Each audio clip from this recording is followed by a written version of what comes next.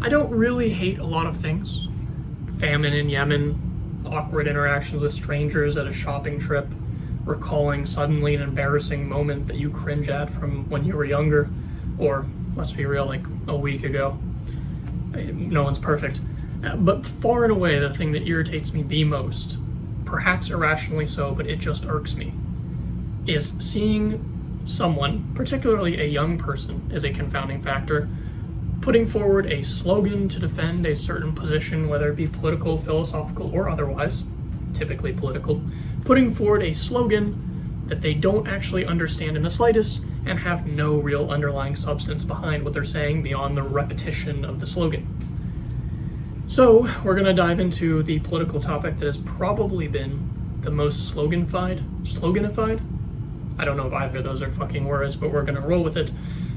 That being abortion. This is the one where people wield the most slogans on both sides and have no underlying philosophical grounding, or any grounding at all, even if it's not philosophical, behind why they believe what they believe and why they say what they say.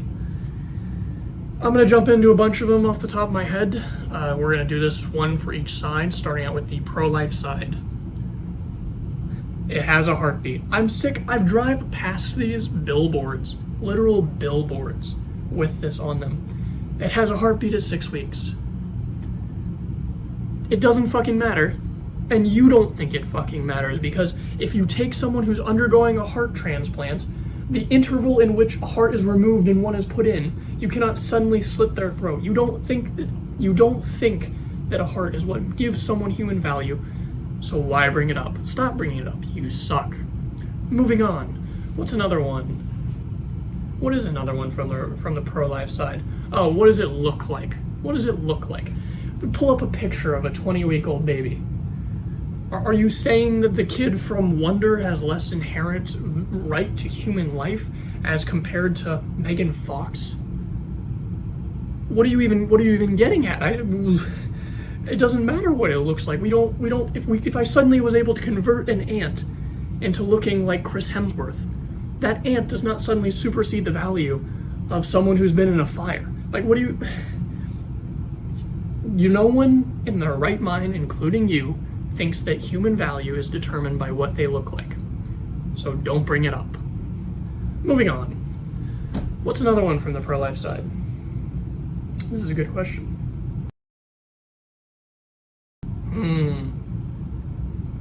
Oh, it's the potential of a life. It's a potential life. You're conceding the debate up front. There is actually an interesting philosophical discussion as to whether or not the potential of something, how much value and in what circumstances it have value of the thing that it will become. But you're conceding the debate up front by saying it's the potential of a life, so it's not a life yet. And you're using the potential of the thing to supersede what is actually the thing. That being the life, the concretely, definitely a life of the mother. So you're using to say it will become something that we care about, and because we care about the thing it will become, it supersedes something that definitely already is the thing we care about. What? Moving on. Let's go to the we'll go to the pro-choice side, because I'm running dry of slogans already, surprisingly.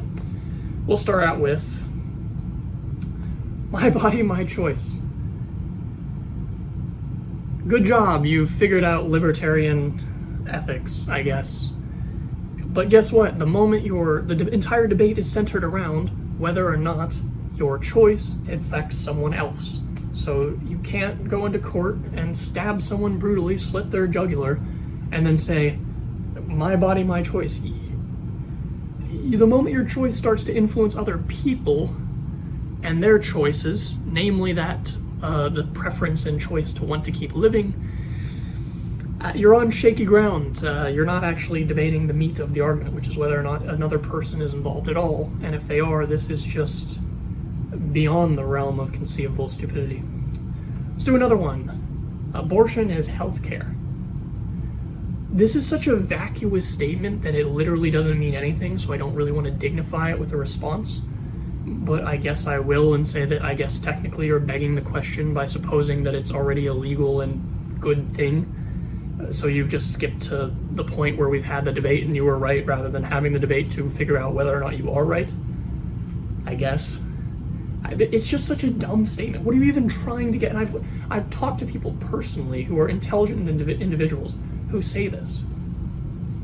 What do you want me to do with that statement? There's nothing to be done. All right, let's move on to another one. The kids are typically going to grow up poor, or sometimes they have defects, whether it be mental or physical. This is like an unintentionally very unsettling and disconcerting thing to say, because poor people and people with like Down syndrome don't deserve to live a life, and their life is net negative.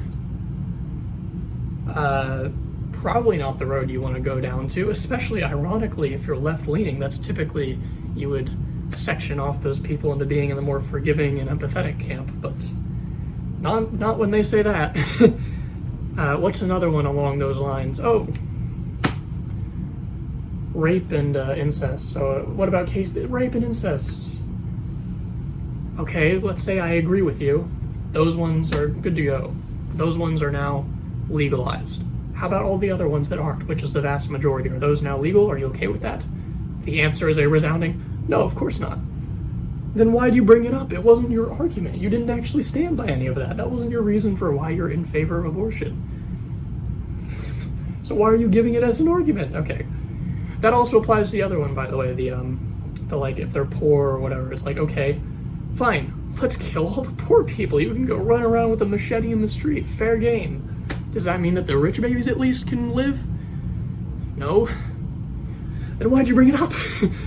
Are there any other I might have to pause and go see if I can find another pro-choice one. Or, sorry, another pro-life one to even things out.